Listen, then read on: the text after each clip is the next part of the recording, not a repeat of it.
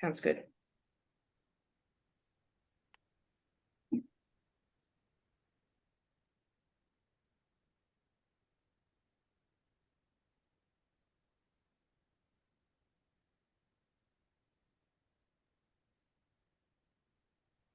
Hey, good morning. Oh, good afternoon. It's exactly 12. Could be both. Good afternoon. So,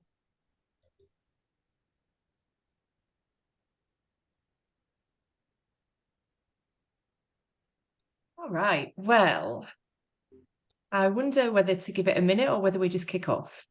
Let's kick off. Oh, you're on mute, Fatima. Oh, nice to see you, John, again, and nice to see you, Lani. Welcome. Yeah, let's kick off, Luce. I think it'll be good because people will just float in as we go. All right, amazing. So welcome. My name's Lucy Grierson. So I'm the product and delivery lead for AMO. Obviously, we've got our CEO here, Fatima. And I'm just giving Fatima's voice a little bit of a rest today, but no doubt she will say things as we progress. So it's February. I hope 24 has got off to a good start for everybody so far. And I'm excited to get into the concept of adaptive governance. So we really thought at AMO that this topic is really worthy of a discussion because it represents like a really interesting juxtaposition of something that we traditionally see as being really rigid governance with the concept of adaptability, which is obviously quite the opposite. So yeah, going to be interesting to see how we bring those two tangents together and what benefits that could potentially offer us. So we've got an hour together. However you want to show up in that hour is absolutely fine by me. This is a meetup. The kind of style will be informal. So if you just want to kick back and relax and absorb some information, that's totally fine. Equally, if you've got anything to add, that would be wonderful. It's always great to hear of different experiences and to get a conversation going. So yeah, let's kick off. All right, so essentially the structure of this session, we'll do just a little bit of a recap to set the scene. We're then going to talk through some common challenges with adaptive governance. We'll get into some approaches to actually assessing adaptability levels, and we'll use a specific governance capability just to keep this really value added and really kind of focused in terms of an information exchange and a discussion point. We're actually going to give you a really practical takeaway plan that you can use to prompt some thinking in this space, should you choose to want to actually bring any change to your governance functions. So yeah, that's it in terms of the content of the day or the hour. All right, so just to give a little bit of content as to, so we've got Agile Ideas. You can access this information through LinkedIn or directly through our website. And we tried to bring like a little bit of continuity to our themes for the meetup, so where that makes sense. So our last topic was Agile and governance specifically. So if that is of interest to you, please feel free to take a look at these resources. There's a heap of other interesting topics on there also. So yeah, if you want to kind of go back and have a look at our evolution, please feel free to do that. So yes, some context for AMO and adaptive thinking. So just a brief history to ground our thinking in adaptive governance. And you'll see that I've got some comments here alongside also timeline of developments in project delivery. So we can see here, you know, we're going through stuff right back to 1900s. So we're then getting into Scrum, Prince2, Agile. And you can see, I don't know, like for me, in the past 20 years, I think that there's been a lot of development in methodology and technique. And as a result of that, a requirement for us as governance professionals or PMO professionals to kind of respond to that.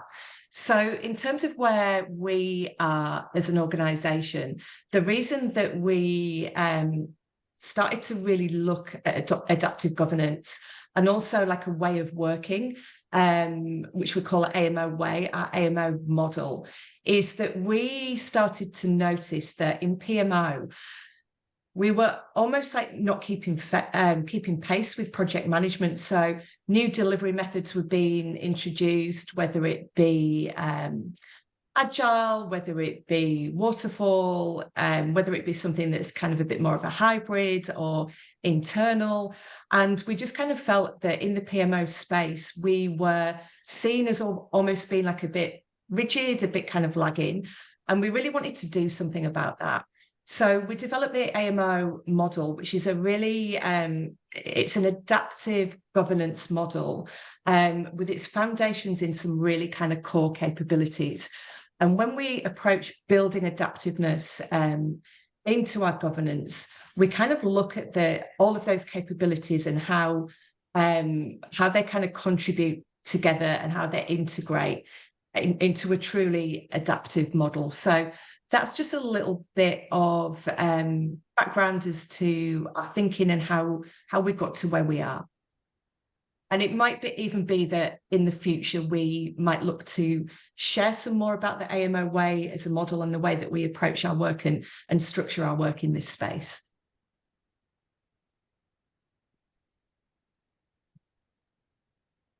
All right, so look, there's lots of different approaches to governance.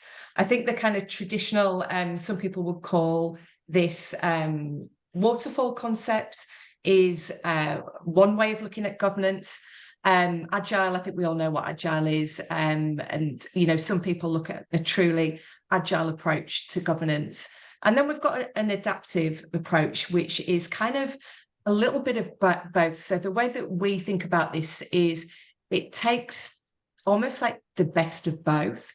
It really looks at the circumstances of your delivery ecosystem and your organizational structure.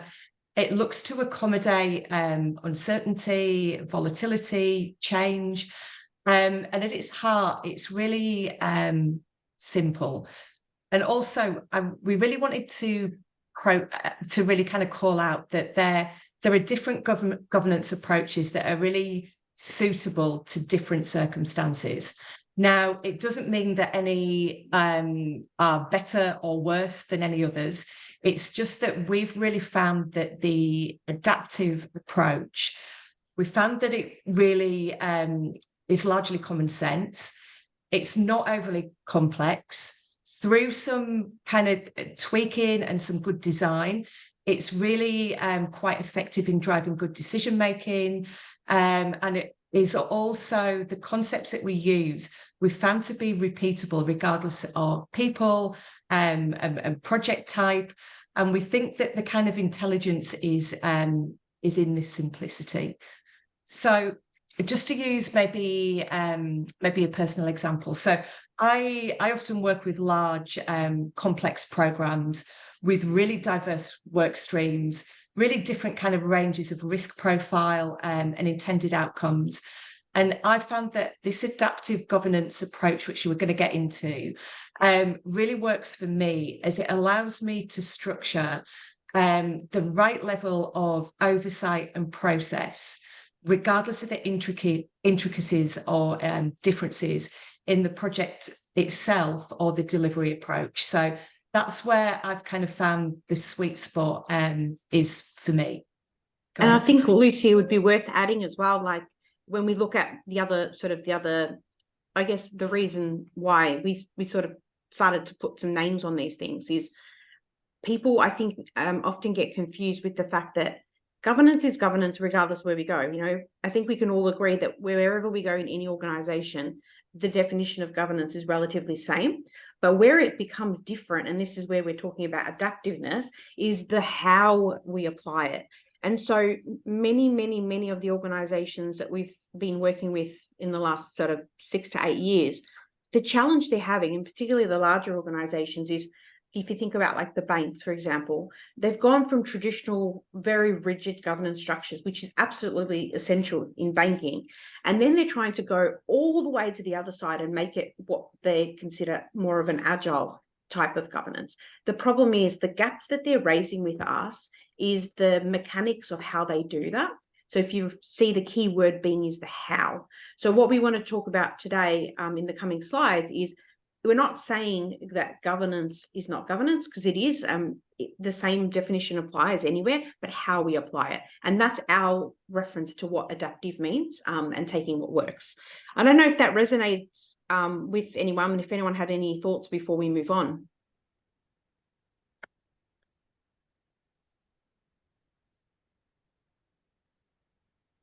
All right, we'll keep going. Cool. So I guess just to kind of recap. Oh, on sorry, Nina, you put her Yeah. hand. I think Nina's put her hand up. Yeah, I've got a quick question. How long roughly until like you start seeing the benefits of using adaptive governance? Yeah, Was so good Sure. question. So I think so what I think is that the beauty of adaptive governance is you can actually start to see benefits quite quickly. So the way that we structure integrating adaptability into governance processes is we really kind of like start small. And we really focus on what's going to give the biggest return and build metrics around that. So maybe I use an example. So if you thought about something like reporting, for instance, interestingly, often when you're looking at building in adaptability, and an example that we with a client of ours recently, is that often when you're building in adaptability, you can even start by basically like reviewing and removing. So there's a real chance to kind of like eliminate waste, if that makes sense. So for instance, in a client that we worked with recently, as part of building in adaptability to their reporting and governance processes, the first kind of foundational element there was reviewing like a number of forums, seeing that we had a real kind of like crossover in terms of remit and decision-making authority, and also a number of different reports being built for different purposes, which was, you know, pretty labor intensive from a people perspective, and also basically people being included in forums where there isn't like a direct interest, and B, there isn't the ability to kind of influence or requirement to make a decision. So sometimes when you're building in adaptiveness, you kind of empowering people just to question things that are not working. And so where you may have unnecessary complexity or friction in your processes, it can be very, very easy to show benefit quite quickly just by eliminating, which is a really kind of, you know, simple first task. Amazing. Thanks, Lucy. No worries. Yeah, just a simple slide here to show that governance is not all the same. So external governance, so what are we thinking of here? We're thinking about regulatory, legal, you know, kind of restrictions on our environment that are just required. So we wouldn't want to be doing anything that would, you know, there's a lot of external governance that you wouldn't want to be building necessarily adaptability in. It's just this is rigid and it's rigid for a reason. Equally, sometimes at the enterprise governance level, we're going to have things like organizational policy and procedure. Again, is rigid and it's rigid for a reason.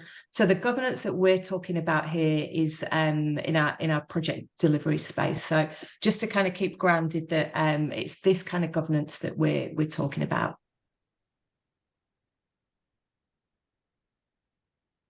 All right. So if you're intrigued with the concept of building adaptability into your governance system, from our experiences across a number of industries and a number of clients, there's a few challenges that can present, and we've just kind of grouped them here. And it's worthy of just considering that when you're going through building adaptability into your processes, you may need to put a little bit of effort into these areas to kind of dial down the impacts so that you can actually really deliver benefit and reap the rewards of any change that you're pursuing. So from a people perspective, look, when you're changing things, there can often be resistance to change. So it's worth thinking about that and worth thinking about your strategies around dialing that down. The process, interestingly, again, we've found that when you initially go into an organization and start to look at reducing complexity and building in adaptability, it's quite common to set off on like a really simple and value-added footing, like for instance, going through processes of elimination and reducing waste. That's pretty easy to get your head around, but often you can fall into actually counterintuitively over-engineering things and actually increasing friction and complexity. So it's worth kind of considering that if you're finding new processes really difficult to explain, or you're introducing unnecessary complexity and getting pushback from that, it might be that you're on the wrong track and you haven't realised. So it's worth just really stopping and considering that. Now, from a value perspective, again, look, with any change, this is common sense, really. You need to be proving the worth of what you're doing, particularly in project delivery teams where we're often saturated with change and new process and playbooks and enterprise and compliance. So yeah, it's just really important to think about the why for the change and be really clear on how you're going to manage that. And that really helps with the behavior and, you know, getting traction and getting people to support what you're doing. Sponsorship, always obviously necessary to any kind of change agenda, and just to think that when you're changing governance, it's no different to any other change that you're making. So we've found that it's really powerful to start slow and actually be really bold in promoting efficiency savings, or particularly anything around risk reduction, improved decision making, etc. So yeah, just some foundational aspects to really think about with making change. I was thinking, if I may interject, talking about the change management and the risk management as well. Do you think like adaptive governance supports risk reduction, or do you think it actually can like increase risk in a business? Yeah, so my opinion, I'll be interested to hear any other people's views, but my opinion is that it contributes, and I've seen adaptability in governance processes contribute positively to risk reduction, in the sense that at their heart, these processes really support collaboration. And so I think by collaborating, there's generally a positive impact on reducing risk, and also by increasing the quality of information used to make decisions. So again, I think that can contribute positively to risk reduction. Yeah, I agree completely. And I think by being adaptive, the difference is we're not setting up gigantic complex governance models and frameworks only to find out that they're not suitable for whether it's the portfolio, the program, the project. So the whole point of being adaptive is we might find, like in banking, some new regulations come up that need to be addressed quite quickly, and we need to get a really small close-knit team together to quickly address those, as opposed to following the traditional pathways. So it's definitely a good opportunity for that as well. Thank you. Okay, so we, you might recall me mentioning at the beginning of this chat that the way that we structure governance at AMO is that we actually have 10 core capabilities. So when we're looking at building adaptability into our governance processes, we find that it works really hard to kind of like segregate out these core 10 capabilities and take each one individually and look for improvements that we can make. So just to keep this really kind of useful in terms of discussing adaptability, we thought that we'd take a really specific example and something really simple that everybody can relate to. So we're going to look at a core capability of resource management. So this is our ability to manage a resource through the entire management life cycle, and that enables you to ensure that you've got the right people in the right roles at the right time to support organizational objectives, growth, and customer demand. So in terms of, there's some pretty basic inputs here into resource management and also some outputs. So as we kind of go through how you'd start to look at building in adaptability to this process, this is what we're using to kind of really ground our example. So we're looking at managing resources, looking as to how to assess how this particular capability is working in your project delivery world, and how you'd kind of go about approaching building out some adaptability and improving how this process works.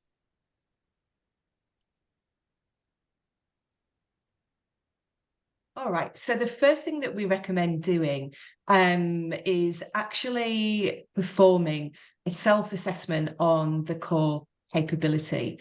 And so what kind of characteristics would we be expecting to see in a highly adaptive environment against aspects that you'd expect to see if actually your environment for managing resources is not particularly adaptive? So for instance, in this green area, we would have resilient and sustainable approach to resource management. So what kind of characteristics would indicate that? Well, we'd be looking to see and confirm that we've got flexible recruitment approaches that are responsive to changing needs and circumstances. So can we get the right people in at the right time? Have we got mobility, adequate mobility in our internal resource pool? Do we even understand what our resource pool is and their skill sets and where they sit and their availability? We've got innovative solutions to optimize resource usage and retention. So have we got a growth strategy in place for our people? Are people able to put their hand up for certain kind of work that would give them stretch or allow them to grow in their careers within the organization that they're working in? Do we do regular assessment and monitoring of resource use and the ecosystem health? So do we, kind of a recap on what I've just said, really, like, do we understand where our resources are, what their capabilities are, what they ultimately want their capabilities to be? And do we have, reasonable ways of booking resource and avoiding resource contention? Do we have collaborative networks, so partnership and collaboration amongst diverse stakeholders, leveraging all of our various internal knowledge and skill sets? So that would be characteristics of a really kind of like adaptive, optimized resource management function. Equally, on the other end of the scale, if we've got a heavily rigid structure, what kind of characteristics would we be seeing? So we'd be seeing rigid resourcing policies that are resistant to change, despite evidence suggesting the need for adaptation. So, maybe you're working in an organization that maybe you can't use contractors, or you can only use like internal hire, or you can only use external hire, or something that kind of just doesn't really fit with the way that the organization actually works and the kind of resources that they might need. There's insufficient resource, so people are overworked. insufficient expertise or structures to adapt to changing resource needs and circumstances. So what that means is you may have people having to perform in roles where they're just not the right fit. There's stress, there's kind of, suboptimal outcomes for the projects in the organisation. You might have an absence of regular assessment monitoring, leading to poor information available for decision making. So maybe you've got no idea of the resources that are available to you, and that maybe, the way that you book resources is inconsistent. And there might be a lack of collaboration hindering knowledge share and inhibiting progress. So yeah, there are a few things to kind of look out for that you might be thinking, oh, this is an area that we could actually do a bit of improvement work on here and maybe improve this kind of core capability.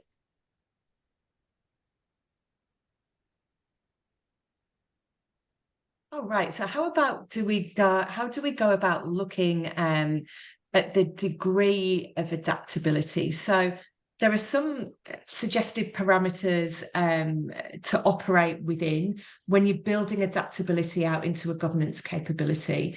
So, for example, in this far right column, this is an indication of areas, and you can assess this for each capability that you're looking at. But these areas are rigid for a reason. Like there's a completely valid reason that these areas are rigid and that we wouldn't want to be building adaptability.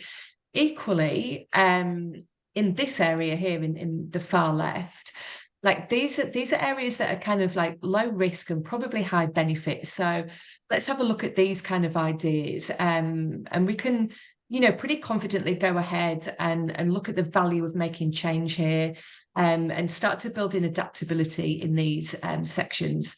And then here, look, some, professional judgment. So adapt cautiously.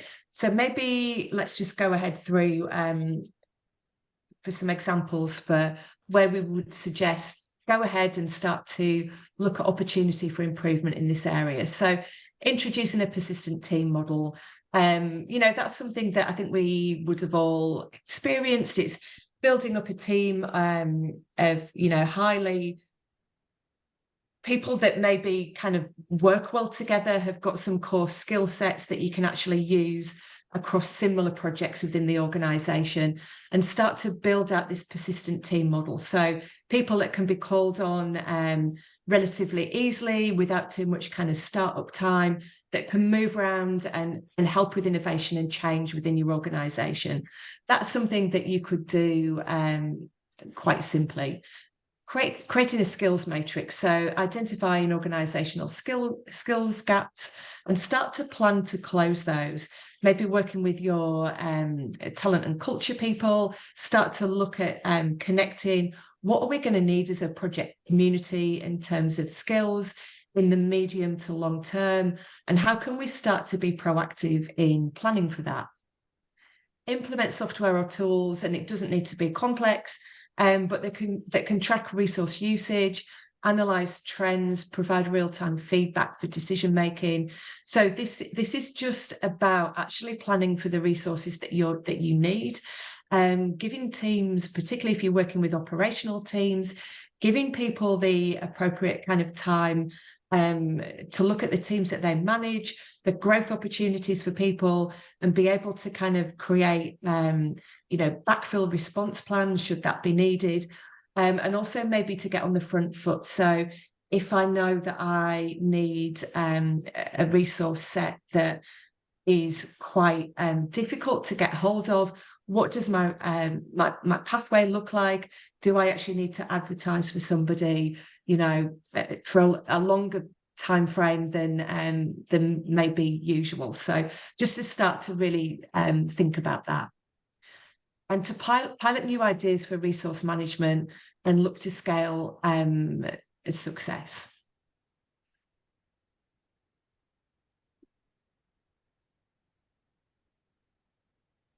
All right. So what kind of outcomes, if we've built good adaptable processes, and again, we're just looking at managing resources here, but from our observations, these are the kind of outcomes that we would we would feel quite confident that you could expect. And these outcomes are quite consistently eventuated across our clients. So, for example, it would be very reasonable to assume if you've built out an adaptive governance function for managing resources, that we would expect to have like agile skill development. So actively investing in continuous skill development and training for resources, ensuring adaptability to evolving project requirements. So you would expect to kind of start seeing that as an outcome. You'd expect to start seeing the core skill sets of the people that are working in your project teams start to uplift, and people being really involved in that growth journey, then being aware of what skill sets are going to be useful to the organisation going forward, and actually being proactive in using the resources that are available internally or externally to start to kind of level up to fill that demand.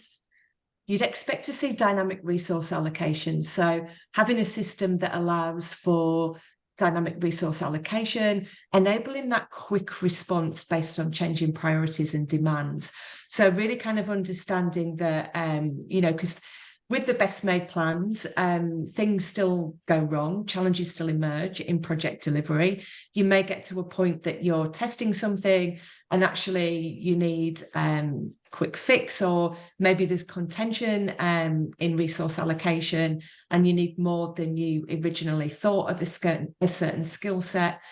If you've got adaptability in your processes, it shouldn't be too hard to be able to access a system, whether it's through collaboration and network, or whether it's through something more formal in terms of tooling, to be able to make a quick adjustment to fill any kind of like short-term gaps. And also proactive succession planning. So implementing proactive succession planning, ensuring a pipeline of qualified individuals for key roles, and really promoting organizational growth. You would start to kind of see that for individuals to own that partnership with talent and culture, that partnership with people leaders within the organization. Conversely, if we're in an environment where we know that we've got really low levels of adaptability, what kind of outcomes would we be expecting there? Look, a really obvious one that we've experienced is high turnover rates. So if there's really frequent turnover of resources, this could really indicate challenges in retaining the right people. Obviously, that impacts project stability. And, there's lots of reasons kind of underlying that. But if you're just looking at frequent turnover and you're not experiencing any kind of growth or learning from that, that could be a bit of a red flag in terms of your level of adaptability within your resource management processes. Skills match. So if you've got persistent issues with assigning resources with inadequate skills, look, that's not great for the people that are in that situation. And also, it's not good for organisational objectives, and usually indicates that you might be potentially going to have some impact on your project success. Either the person that's in that position may have to work really, really hard for longer hours, or it might just push your timelines out, or it might be like a cause of frustration within the project team. So yeah, another kind of red flag. And again, it's more that, are you aware of that? And what are you doing to kind of, if that's a repeated issue within projects, what are we doing and what are we taking responsibility for to kind of dial that down and support that and change that in the longer term? Inflexible resource allocation. So if resource allocation is rigid and it doesn't allow for quick adjustment based on changing demands, this could lead to inefficiencies and missed opportunities. So I'm sure lots of us have worked on projects where there's inflexibility within resource management. So that might be that, say somebody's gone on sick, for instance, with a skill set that is really in demand, but maybe your resourcing policy means that every role's got to stay open for 3 months before it can be backfilled. Now, in an operational team, potentially that could be managed if there is enough kind of like fill and support within the team.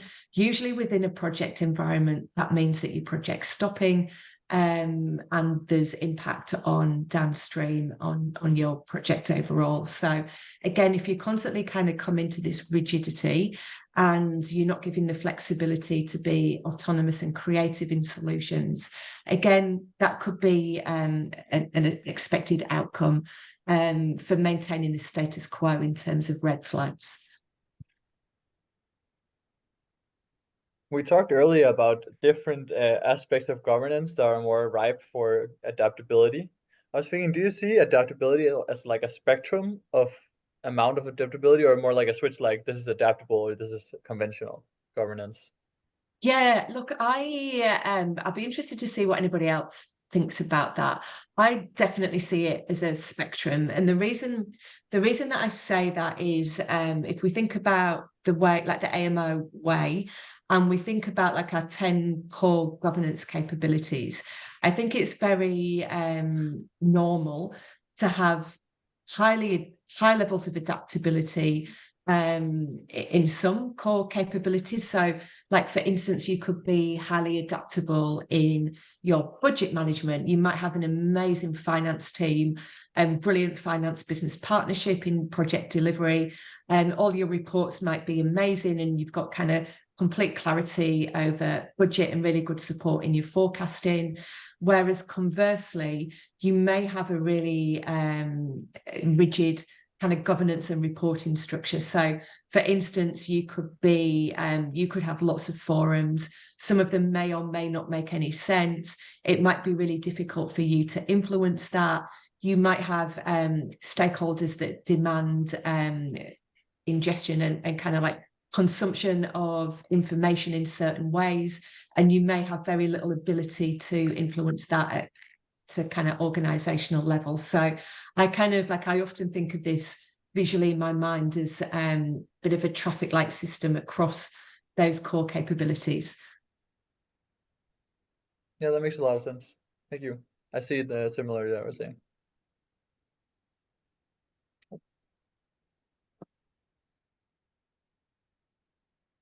Okay, we can move on, I think. All right, so look, here's some prompts for you to consider. So if you're in a delivery team at the moment and you've got responsibility for oversight within projects or across a program or a portfolio, and you're facing into some kind of like sub-optimization within your governance processes, these are some really good open questions to consider. And we often do this with our clients in a bit of a one-day workshop where you can put everything on the table, and you can ask different parts of the organization, whether it's your strategy team, your operations team, your delivery team, just some really good things and some prompts to kind of consider and start to kind of feel the way for, where have we got rigidity within our governance processes where it's not appropriate, and where have we got learnings where we're constantly hitting these kind of problems, or we've got this friction, and we'd really like to do something about that.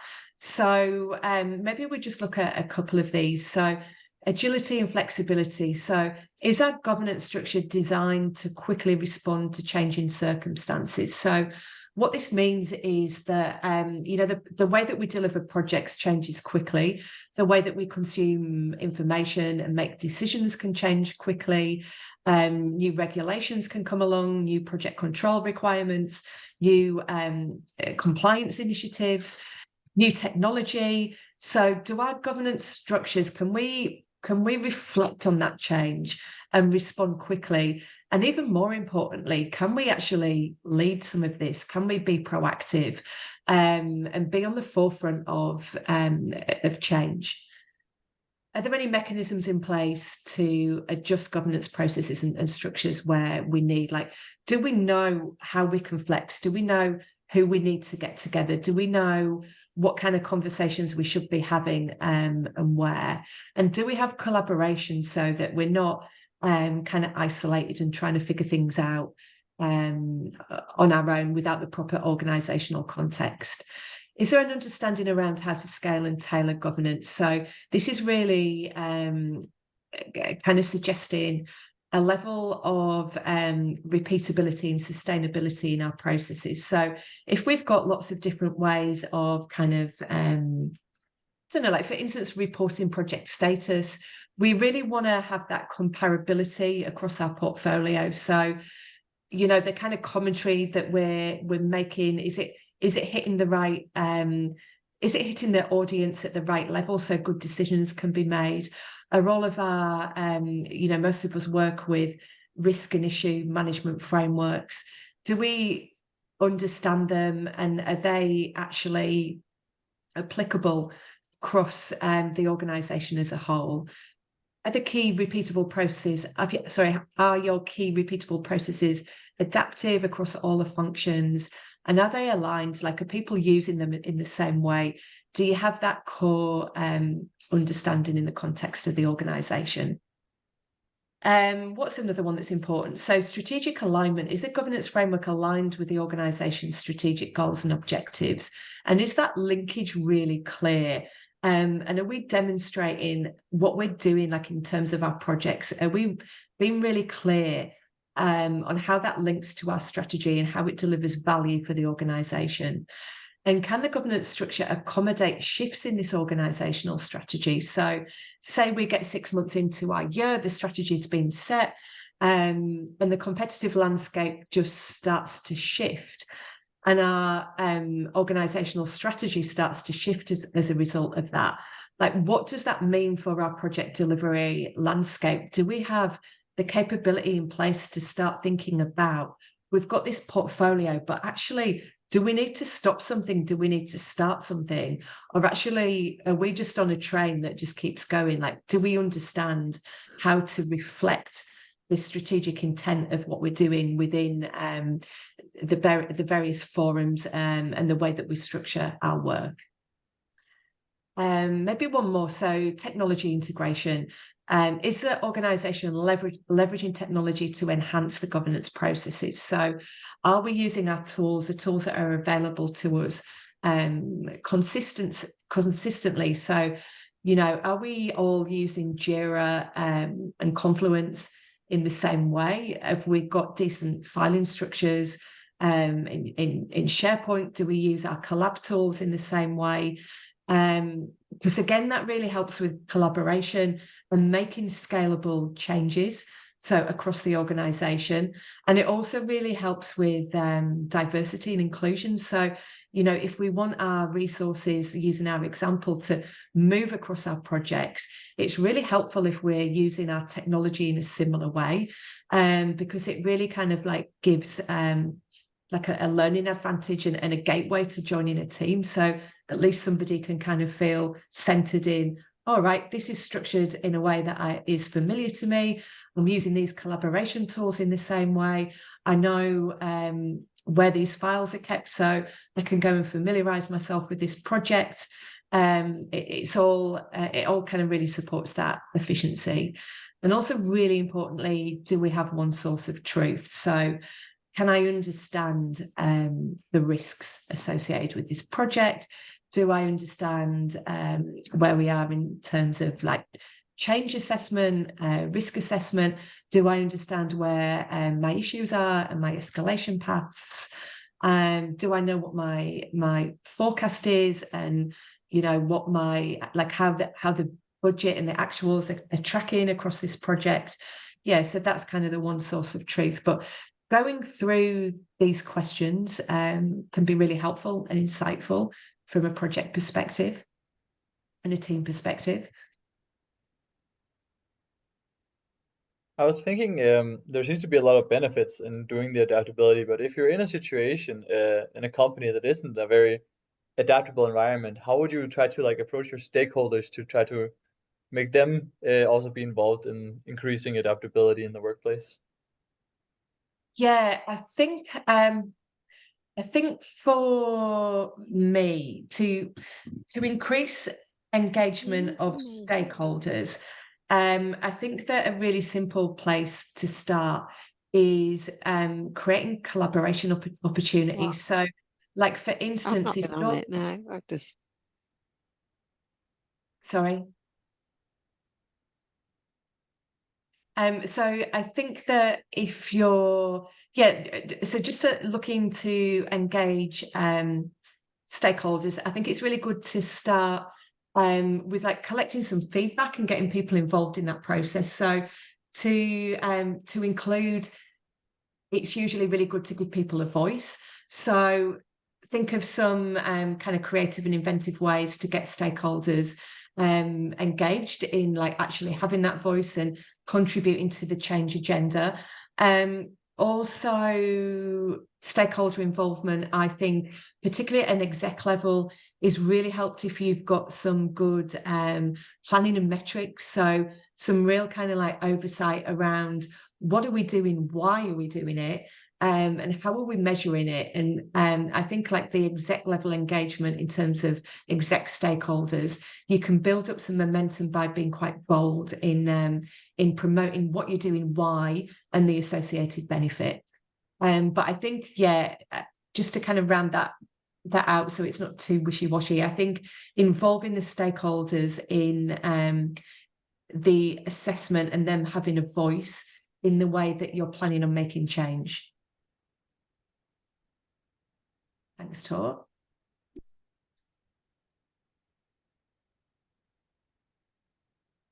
All right, so this is a bit of a 10-point plan that basically we use and we use this at like a core capability level. And this is a process that we feel has been really helpful for us from a client perspective. So in terms of, we would take a capability, so resource management, and this is the approach that we'd kind of go through to look at where are we, what's our vision, what kind of support do we need, what kind of gaps have we got in terms of education and training, what does the plan look like, and what can we start to do to get some runs on the board and show our capability in this space. We look at what does adaptive governance look like in terms of this capability? How do we get really good collaboration? Metrics, I've said this a few times, really, really important for measuring value. Like nobody wants to be working on anything, particularly in project delivery where we're really kind of like saturated by change. So no one wants to be working on anything where it might be perceived as being a change for change's sake. So be really clear on why you're making change and the value. Cultivating a learning culture. So this is very like in that agile mindset. So none of this adaptability in terms of governance is a once and done. So it's kind of about understanding where you are, where you want to go in the short, mid, and long, and how you're going to kind of like work through that journey to really optimize how you use your resources, how you optimize your processes, and how you set yourself up and your organization is set up for strategic success in the longer term. So this is an approach that we use. It's proven, and this is just like a bit of a takeaway for you guys should you be considering trying to build out governance into any of your, trying to build out adaptability into any of your core governance capabilities. I just had a quick question, Lucy. First Sure. of all, thank you so much so far. This meetup has been really engaging. I've really liked it. I just had a quick question. As governance continues to evolve, I just wanted to ask, what advice do you have for some organizations aiming to embrace adaptability as a core strategy? I think Look, for me, the advice for me would be to actually start at the very first point, which is awareness. So I think that when I'm looking at governance and levels of adaptability, I'm thinking about the organisation's future resilience, and I'm also thinking about sustainability. I'm thinking about people, process. And so I think that the very first stage to get started with is having that core awareness of where you are in terms of, like, the self-assessment is just a really good collaborative session to do with an extended team, where you take your core governance capabilities and you just start to really simply traffic light where you are. If you've got things that are working really well, then wonderful. You just want to make sure that you maintain that, and you'd maybe set up a bit of a, like a review process around that, just to make sure that if anything starts to fall short, that you've got a nice little adaptive and proactive response. And equally, if you've got core governance capabilities that are falling short at the moment and that you think are potentially going to get worse and really impact your organization's success in the future, how are you going to start inching towards to future in those core capabilities? And I think having that awareness is a really, really good starting point. Thanks for answering that. No worries. I have a question as well. It might be a really silly or simple question, but what do you mean by capability? We've discussed managing resources, but what else is out there, and how does governance extend to those as well? Sure. So look, within the AMO way, we've got a method that we use, which is essentially like a change and delivery method. And it's a way that we approach analysing a problem, delivering a solution, and actually making that change stick. And it's a really kind of like integrated model. Now, underneath that, when I talk about capability from a governance perspective, I'm talking about core governance capabilities. So some examples would be project controls, compliance, managing resource, which was the example that we looked at today, managing your budget. Another example would be reporting and governance, etc. So it's those really kind of core foundational capabilities that underpin how you manage and provide oversight on all aspects of your organization, like whether it's a project or it's operational. So it's kind of like a way of working with an underlying core capability, if that makes sense.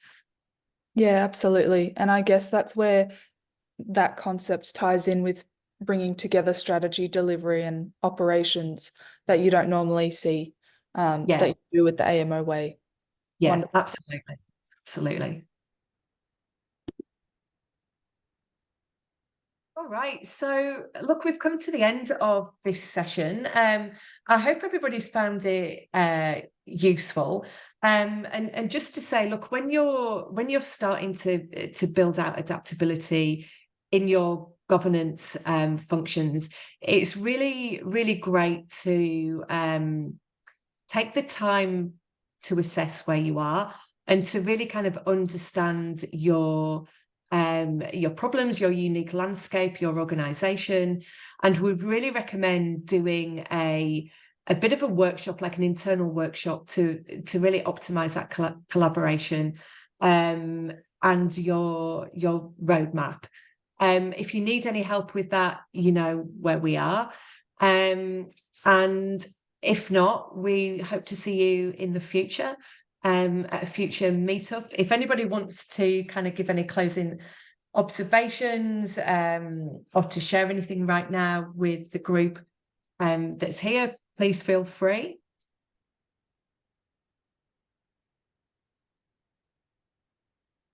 Otherwise, we hope that you have a great rest of the week, a great rest of Monday. And we'll see you next time. Thanks so much. Thank you. It's good. Thank you. Thanks, Lucy. Thank you so much, Lucy. No worries. Bye-bye.